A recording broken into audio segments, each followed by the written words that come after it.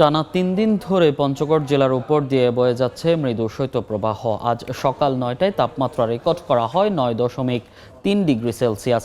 এদিকে চুয়াডাঙ্গায়ও সর্বনিম্ন তাপমাত্রা ৯.৩ ডিগ্রি সেলসিয়াস রেকর্ড করা হয়েছে। স্থানীয় আবহাওয়া অফিস জানিয়েছে তাপমাত্রা আরও কমতে পারে। হিম বাতাসের কারণে শীত বেশি অনুভূত হচ্ছে।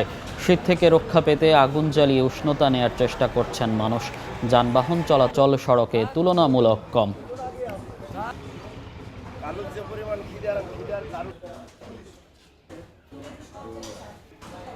দেখতেছিস না?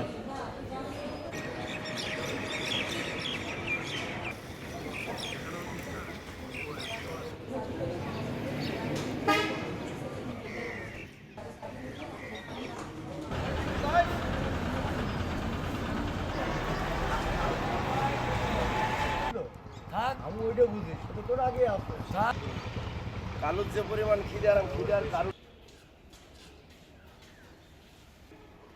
দেখতেছিস না?